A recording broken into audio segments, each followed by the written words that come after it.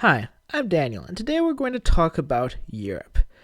This is going to be a fairly quick overview on the regions of Europe, which is not necessarily the most complicated continent, and definitely not the largest, either by size or population, but it is still an important and interesting continent to talk about. Let's talk about religion. One of the things I was told you should not talk about, but let's start off with it. Now, in this map that I made using data about religion, which is never going to be entirely accurate, it displays the various religious groups in Europe.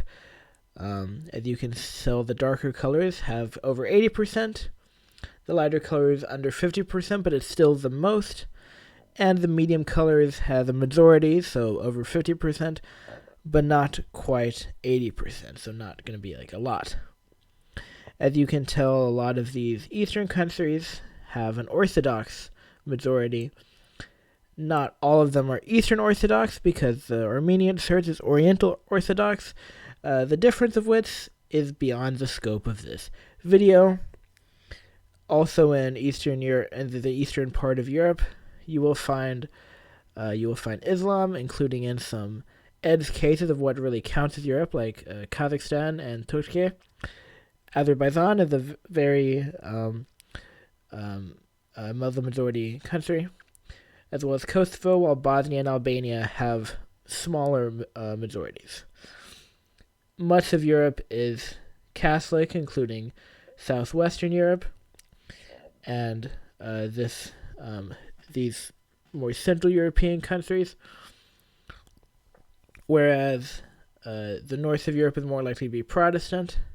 Now, many of these countries, including the traditionally Protestant United Kingdom and the Netherlands, and the traditionally Catholic Czechia, now have a religion as the largest group, due to just changes in demographics. And now Germany is definitely an interesting one to discuss, because that has a lot of regional differences. As you can tell here, if you look at both the non-religious map and the Catholic map, you can tell that what used to be East Germany has a lot of non-religious people. Very few Catholics, not a lot of Protestants either.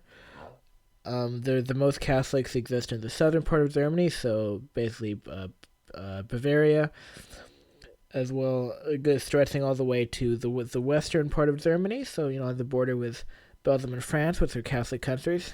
Meanwhile, Protestantism is more common in the northern part of Germany, which makes sense, closer to traditionally Protestant countries like the Netherlands and Denmark. Now, if you go to the linguistic map, you will see this map, which I really like. Got it from Wikipedia. It's a really nice map, although it is a little bit questionable. Altaic, as I discussed in the last video, the Altaic languages is not really a thing. It's pretty much discredited by linguists, although I believe all, if not most of these, are Turkic languages, so they do kind of exist in one family. But regardless, you see this has different colors for different groups of languages, so you can tell what languages are related, which is very nice. I will also say that Germanic languages, Slavic languages, Romance, Celtic and Baltic languages, as well as Albanian, Greek, Kurdish, and Armenian. All of these languages are Indo-European languages. There's not really anything that the map does to distinguish that. I suppose there's not a lot that you really can do. But just so you know, they're not separate, unrelated language groups, and Albanian, Greek, Kurdish, and Armenian are not language isolates in the same way that Basque is.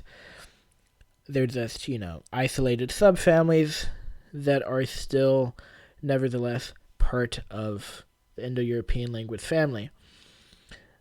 As you can tell, there's quite a lot of Slavic languages in the east, as well as the Baltic languages, which are widely considered to be more closely related to Slavic languages than simply being in both Indo-European, with Balto-Slavic usually being a subcategory that includes both of them. Meanwhile, you obviously have Germanic languages in Scandinavia, up to Iceland, and much of the British Isles, as well as Germany and many neighboring countries. As you will see, Germany, Switzerland, Austria, as well, most of Switzerland, not all of Switzerland, speak German. Obviously, the German spoken in Switzerland, especially, I have heard, is quite different from the German from the north of Germany, but it is a dialect continuum of what is often considered one language. Obviously, what makes a language and a dialect different is a very controversial topic that is beyond the scope of this video. Now, what does this say about regions? Well, regions are often discussed in terms of, west, east, north, and south.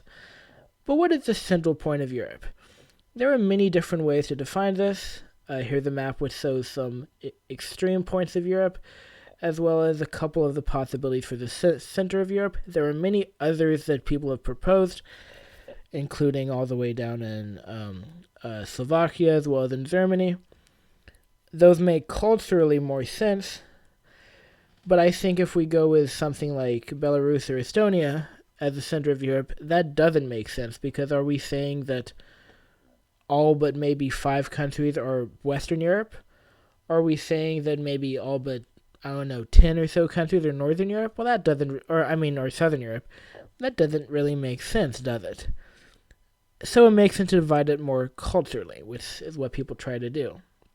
Here you have the CIA World Factbook and UN Geoscheme attempting to divide Europe into regions. Now, you would think the UN would know about nations. They're the United Nations. And you would think the CIA would know, because they probably have a file on each of these countries in case they need to change the leader. Perhaps that is more apt for a video about South America, but I made the joke here anyway. Now, you will see there are a lot of differences between these. And one thing I would like to bring up is that Eastern Europe is often seen as a pejorative. If you show this map in Estonia, for example, they will probably resent being lumped in with Eastern Europe. Meanwhile, if you show this map in Prague, they will probably resent being lumped in with Eastern Europe. Eastern Europe is seen as poor, associated with as a post-Soviet country. It's not something these countries want to be thought of as. You can also begin to see some of the smaller regional connections as well. For example, the Baltic countries, Estonia, Latvia, and Lithuania, are all considered northern here, while they're all considered eastern here. These are obviously related countries, as well as the Visegrad group, Poland, Czechia, Slovakia, and Hungary. Obviously, Poland, Czechia, and Slovakia speak West Slavic languages, which are very similar. Hungary speaks the Uralic language, so quite different, but it is still culturally similar to those. They are all traditionally Catholic, even though Czechia especially has a lot of irreligion nowadays. Likewise, Estonia, Latvia, and Lithuania have a lot of cultural connections, although Estonia does speak a Uralic language, so in many ways it considers itself at least closer to Finland, or so I have heard. I have never been there. I'd love to go sometime. But anyway, looking at these smaller regions, such as the Baltics and the Visegrad group, makes a lot more sense than these wide-ranging regions, but, people like to group things. What if we didn't have to use these country borders, though? This German Institution for Geographic Names attempts to do just that, although it also color codes the countries based on which region. Now you will see that the Baltics and Visegrad countries all go into Central Europe. You will also see countries such as Romania and Serbia get cut in half here. You will see that southern France is grouped in with Italy and Spain, which makes sense. It's Mediterranean. It's, Mediterranean Romance speaking. obviously they speak similar languages in this part of France to this part of Italy. Likewise, they speak similar languages in this part of France to this part of Spain. You also see Alsace-Lorraine.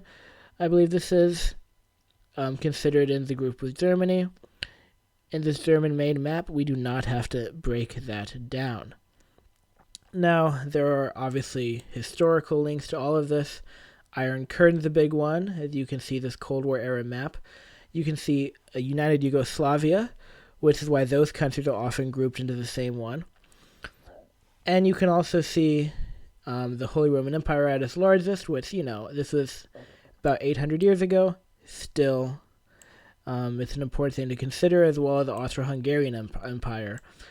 This can be thought of as, obviously these were both multicultural entities, but still, to an extent, this is Germanic influence spreading across what you might consider Central Europe. I'll also add, just to underscore how different these two maps are, in the UN map, Slovenia, Italy, and Croatia are all put in the same group. Meanwhile, in the CIA World Factbook map, they're all in different groups, while Slovenia is put in the same group as Austria and Hungary, which are also in different groups from Slovenia in the UN map. Quite interesting. You can also ask, well, what countries really should go together? I mean, it makes sense that Ireland would go together with Great Britain, considering they speak English as a majority, with Celtic minority languages as well. Obviously, there are some pretty big divisions, politically and religious-wise, but still there are countries that have pretty tight cultural bonds. I would say the same thing is true for, at the very least, the Scandinavian countries, and I would throw in the Nordic countries as a whole. Anyone who's watching this video has probably seen a video such as the one by CZP Grey, which breaks down what it means to be Nordic or Scandinavian. And it makes sense to put Moldova in the same group as Romania, considering that they speak basically the same language and have cultural ties. That being said, would you consider Romania Balkan? A lot of people would. I feel like not everyone would necessarily consider Moldova Balkan, in which case Romania might be a good example to where you would draw a line through it, including the line here in this map, which looks a lot like the line in the Austro-Hungarian Empire. Now, there's a lot of interesting ways that you can do this. But basically, I would say that some questions really have to be asked, because you're going to have to draw lines in places that are a little awkward. You're going to have to lump countries together that aren't maybe exactly the same. You're going to have similar countries in different regions, all because, it's very hard to delineate countries in this way, because these countries are going to share similarities with all of their neighbors and end up being like Slovenia, which is a very good example of a country that is in many ways Balkan, but also shares links to Latin and Germanic culture. So I really want to leave these questions for you to put in the comments below. What do you consider, if anything, to be Central Europe? Is it just these Visegrad countries? Is it the Germanic countries as well? Is it more countries than that? Do you consider Romania or Slovenia Central Europe, perhaps? Even the Baltic nations, are those Central Europe? Where do we put Romania? Where do we put Slovenia? Do we pair Iberia, Spain and Portugal, which, I mean, you're not really going to say Spain and Portugal should be different groups, are you? You can't really do that. Do we pair them with France, Italy, or both? Or, like the World Factbook, and pair them with none? Likewise, are the Baltic nations a separate group, or do we just lump them in with the Nordic countries or Eastern Europe, or even with Central Europe? There's a lot of ways to go about doing this. And, I believe it's not up to me to decide. Because remember, I'm just some guy talking into a microphone. This has been about 15 minutes, and if I want to get any more in depth, it really could be 2 hours. As I said earlier, that's the scream when I'm that's me when I'm analyzing Europe or something. Recording? Yes. Okay. Goodbye.